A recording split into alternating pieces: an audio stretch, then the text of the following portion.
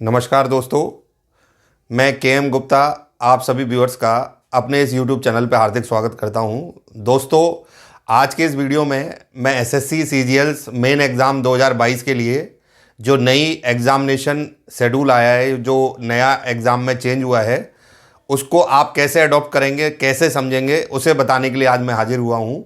ये वीडियो हर उस स्टूडेंट के लिए बहुत ही उपयोगी साबित होगा जो इस परीक्षा में बैठने जा रहा है। अभी रिसेंटली इस परीक्षा का पहला चरण कंप्लीट हुआ है, टीयर फर्स्ट, जिसे हम प्रीलिमिनरी एग्ज़ाम भी कहते हैं। अब कुछ ही दिनों में ये दूसरे चरण की ओर जाएगा, जिसका नाम है मेंस एग्ज़ाम। चूँकि एसएससी के लिए इस परीक्षा का जो नोटिफिकेशन जारी किया गया था 2022 वाले एग्ज़ाम के लिए, वो सितंबर में जारी किया गया था और उसने पूरी परीक्षा प्रणाली को जो पहले हुआ करती थी उसमें चेंज कर दिया। अब ज़्यादातर स्टूडेंट एडवर्टाइजमेंट के ऊपर बहुत गहराई से ध्यान नहीं देते। ये उनकी असफलता का सबसे बड़ा कारण बनता है, क्योंकि उसमें बहुत सारी ऐसी चीज़ें होती हैं जिनको हमें बहुत गहराई से पढ़ना होता है। खासकर जो मेन परीक्षा का चरण है वो पूरी तरह बदल दिया गया है। अगर आप उसे ढंग से नहीं समझेंगे तो ये गोल्डन चांस जो आपको एसएससी दे रही है, क्योंकि इस बार आपको पता है इस परीक्षा में बम्पर वैकेंसीज़ हैं और जो भी स्टूडेंट थोड़ा सा भी सीरियस है इस परीक्षा के प्रति, डेफिनेटली वो इस परीक्षा में बहुत अच्छे अंक अर्जित कर सकता है। तो दोस्तों, इन सारे मुद्दों पर चर्चा करेंगे, सिलेबस का एनालिसिस करेंगे, आपको ये भी बताएंगे कि आप इंग्लिश में कैसे अच्छे मार्क्स स्कोर कर सकते हो, क्योंकि इंग्लिश इसमें गेम चेंजर साबित होगी, क्योंकि उसका सबसे बड़ा रोल है मेन एग्ज़ाम के अंदर। इन सारी चीज़ों पर चर्चा करेंगे। उससे पहले दोस्तों, अगर आपने ये चैनल अब तक सब्सक्राइब नहीं किया है तो तुरंत इसे सब्सक्राइब कर लें, जिससे कि इस पर मिलने वाले सारे कंटेंट आपको समय समय पर प्राप्त होते रहें। थोड़ी देर में हम आपके सामने हाजिर होते हैं ये बताने के लिए कि नई परीक्षा प्रणाली आप कैसे अडॉप्ट करोगे। Let's see. तो दोस्तों, इस साल जो एसएससी सीजीएल एग्ज़ाम हो रहा है उसमें होने वाले एग्ज़ाम के अंदर जो जो चेंजेज हैं उनको क्रमबद्ध तरीके से समझते हैं। चूँकि एसएससी सीजीएल एग्ज़ाम, मैंने अपने पुराने 2-3 वीडियो बना रखे हैं जिनमें आपको पूरा इतिहास बता रखा है। एसएससी सीजीएल एग्ज़ाम का जन्म 1999 के अंदर हुआ था। अगर उस हिसाब से देखें तो लगभग 23 साल पुराना ये एग्ज़ाम हो चुका है और इस परीक्षा ने अब तक 3 फेज़ देखे हैं। ये तीसरा फेज़ है जो आज आपके सामने ये देखने को मिल रहा है आपको। इससे पहले 2 फेज़ थे। 99 से 2008 तक प्री ऑब्जेक्टिव, मेंस, डेस्क्रिप्टिव हुआ करता था। फिर 2010 से 2021 तक की 12 साल जो परीक्षा हुई है उसमें प्री और मेंस दोनों ही ऑब्जेक्टिव होते थे। प्री के मार्क्स मेंस में जुड़ते थे और टोटल 2016 तक इंटरव्यू को मिला के कट ऑफ बनता था 700 नंबर से। 2016 के बाद इंटरव्यू ख़त्म कर दिया गया तो तीसरा पेपर डेस्क्रिप्टिव डाल दिया गया। अब तक जो मेंस एग्ज़ाम होता था उसमें केवल मैथमेटिक्स और इंग्लिश का ही पेपर हुआ करता था। अब ये बहुत सारी चीज़ें हैं जो चेंजेस हुई हैं। सबसे पहले तो हम प्री एग्ज़ाम की बात करें। प्री एग्ज़ाम को एज इट इज़ रखा गया है और इसमें एक खास बात जो है वो ये देखने को मिल रही है कि पहले प्री एग्ज़ाम के मार्क्स आगे कैरी ओवर होते थे, जुड़ते थे, पर इस बार चूंकि अब आगे गवर्नमेंट का प्रपोजल है जो प्रीलिमिनरी फेज़ होता है उसको कोई कॉमन एंट्रेंस एग्ज़ाम में, जैसे राजस्थान के अंदर कर दिया गया सीईटी के रूप में, तो आगे आने वाले समय में बैंकिंग, एसएससी, रेलवेज ऐसे एग्ज़ाम हैं जिनका पहला चरण कॉमन हुआ करेगा। इसी को ध्यान में रखते हुए जहाँ तक है एसएससी ने सीजीएल प्री को डिज़ाइन किया है जिसके मार्क्स आगे कैरी फॉरवर्ड नहीं हो रहे हैं। ये परीक्षा डिसॉल्व हो जाएगी और इसकी जगह आगे हो सकता है आने वाले समय में कोई कॉमन एंट्रेंस एग्ज़ाम आ जाए। और जो एसएससी ने पूरा फोकस है वो मेंस एग्ज़ाम के ऊपर रखा है, क्योंकि जो फाइनल सिलेक्शन होगा वो मेंस एग्ज़ाम के द्वारा होगा। सबसे पहले जो बढ़िया बात हुई है मेंस एग्ज़ाम में वो ये है कि अब बच्चे को 3rd 4th फेज़ का सामना नहीं करना पड़ेगा, केवल एक 2nd फेज़ का सामना करना है, जिसके बाद वो पूरी परीक्षा को कंप्लीट कर लेगा। और 2nd फेज़ को इस तरीके से डिज़ाइन किया गया है कि उसमें आपको सारे सब्जेक्ट के ऊपर उनका वेटेज ध्यान में रखते हुए अपनी तैयारी को डिज़ाइन करना पड़ेगा। चूँकि दोस्तों प्री का फेज़ हो चुका है और आप लोगों के साथ ये है कि आप पहली बार नए पैटर्न पर ये परीक्षा देने जाएंगे, तो बहुत सारी चीज़ें अनिश्चितताओं के दौर में छुपी हुई हैं। उसको आप हमारे अनुभव से कैसे क्रैक कर सकते हैं ये मैं आज आपको इस वीडियो में समझाऊंगा। तो जो मेंस एग्ज़ाम होने वाला है उसको इस तरीके से डिज़ाइन किया गया है कि जैसे कंप्यूटर एफिशिएंसी होती है वो भी आपकी चेक कर लिया जाए। एक DST हुआ करता था, डाटा एफिशिएंसी टेस्ट जो हुआ करता था कुछ पोस्ट के लिए, उसको भी उसमें कॉमन कर दिया गया है। तो इसको कैसे समझें ये मैं आपको यहाँ बोर्ड पे क्लियर करने जा रहा हूँ। अगर मान लीजिए आप केवल उन पोस्ट के लिए अप्लाई करते हैं जो स्टैटिक्स और जूनियर अकाउंट्स वगैरह ऑफिसर वगैरह से अलग हैं, नॉर्मली मैक्सिमम स्टूडेंट उन्हीं पोस्ट के लिए जाते हैं, तो आपको केवल पेपर फर्स्ट देना होगा सीजीएल मेंस में। सेकंड और थर्ड पेपर स्टैटिक्स और फाइनेंस के होंगे, ये वही स्टूडेंट देंगे जो उन पोस्ट के लिए अप्लाई करेंगे।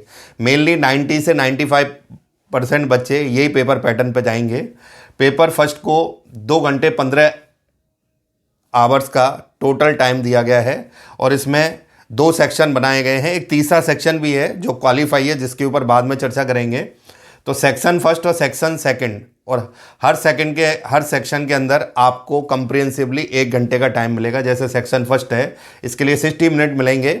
मैथ के 30 क्वेश्चन होंगे, रीजनिंग के 30 क्वेश्चन होंगे, टोटल मिला के 60 क्वेश्चन, हर क्वेश्चन 3 नंबर का होगा और टोटल मार्क्स मिलेंगे आपको 180 मार्क्स। और यहाँ पे 1 नंबर का यानी 1/3 आपका नेगेटिव मार्किंग होगा। अगर आप गलत करेंगे तो सही में से आपका 1 नंबर गलत कर दिया जाएगा।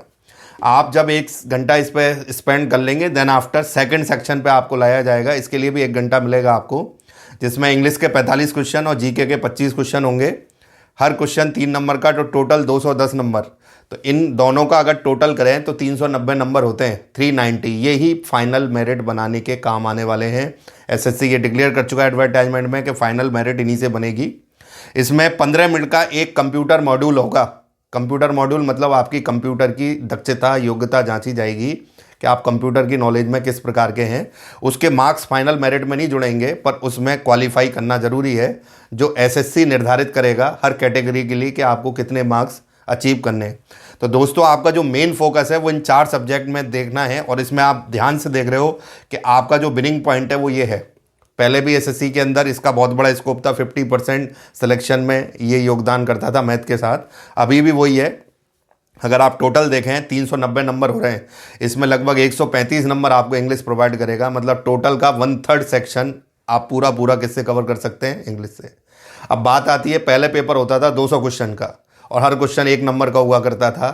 तो अब उस पैटर्न को 45 क्वेश्चन में ढाला जा रहा है। तो एक तरीके से रेशनलाइज किया जाएगा। जैसे किसी चीज़ के ऊपर, मान लीजिए पहले एक्टिव पैसिव वॉइस के ऊपर 20 क्वेश्चन आया वो करते थे, तो हो सकता है उनकी संख्या 1/3 कर दें, 6 कर दें। मतलब आप ये मान लीजिए कि 200 के पेपर का आपका जो सेक्शन है वो 1/4 या 1/3 के आसपास रह रहा है। तो ऐसी स्थिति में क्वेश्चन भी उसी रेशियो में रेशनलाइज हो जाएंगे। जैसे डायरेक्ट इनडायरेक्ट के 26-27 क्वेश्चन या 25 क्वेश्चन आते थे, हो सकता है 6 से 7 क्वेश्चन इस बार डाल दें। पैसेज के ऊपर 25 से 30 क्वेश्चन पूछे जाते थे, हो सकता है 10 क्वेश्चन पूछ लिए जाएं।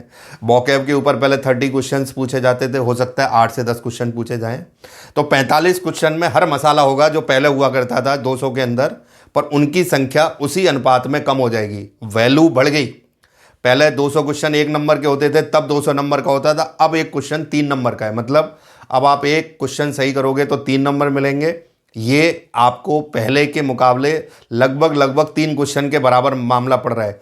मैं एक तरीके से इसको समझाऊं कि पहले पैसिव के 20 क्वेश्चन आते थे, अब मान लो 6 आते हैं। तो पहले 20 क्वेश्चन का नंबर होता था 20, अब 6 क्वेश्चन के नंबर उतने ही है, लगभग 18, मतलब 2-3 नंबर का अंतर आ रहा है। तो एक तरीके से बहुत ज़्यादा पहले में और अब में अंतर नहीं है। पहले से क्वेश्चन कम हुए हैं, पर अंक की संख्या क्या हो गई है, बढ़ गई है।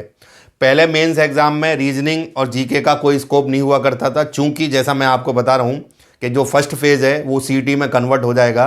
तो एसएससी ये चाहता है कि अभी जैसे 10+2 का एडवर्टाइजमेंट डिक्लेयर किया है, उसमें भी सेम पैटर्न लागू किया है, फर्स्ट फेज़ और सेकंड फेज़। फर्स्ट फेज़ इस तरीके का है जो आपको सेकंड फेज़ में जाने के लिए, क्वालिफाई करने के लिए हेल्प करेगा। बाकी जो मार्किंग, जो फाइनल मेरिट बनेगी वो सेकंड फेज़ से ही बनेगी। तो आगे आने वाले समय में जो ऑर्गेनाइजेशन होंगे जैसे एसएससी, बैंक या रेलवे, वो सेकंड फेज़ के एग्ज़ाम को लिया करेंगे। सीटी जैसा एक एग्ज़ाम जो कॉमन हो जाएगा, उसके स्कोर से हम ये परीक्षा दे पाएंगे, जो हो सकता है आपको अगले साल देखने को मिल जाए। तो ऐसी स्थिति में हम यहाँ पे जो बात कर रहे हैं कि चारों सब्जेक्ट का बहुत बड़ा रोल है।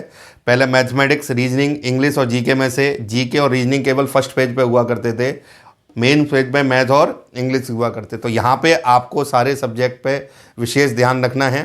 खासकर इंग्लिश जो मैं बता रहा हूँ कि आप ये मान लीजिए कि पुराना पेपर जो होता था उसका आप हर सेक्शन का 1/3 1/4 कर लीजिए। जैसा मैंने अभी आपको समझाया कि मान लीजिए वोकैब 30 क्वेश्चन का होता था, तो हो सकता है इस बार वो 7 से 8 क्वेश्चन पे सिमट के रह जाए।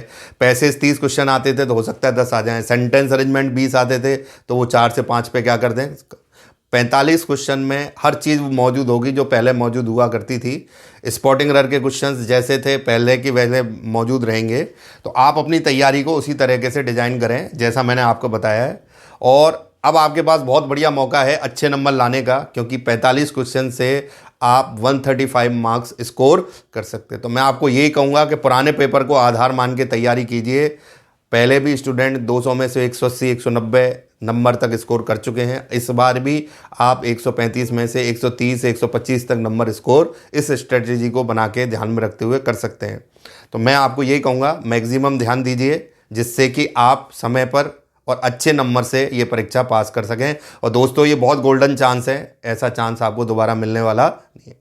तो आपको ये वीडियो कैसा लगा, ये जानकारी कैसी लगी, इसके ऊपर राय अपनी जरूर दें। और दोस्तों अगर वीडियो पसंद आया तो लाइक ज़रूर करें।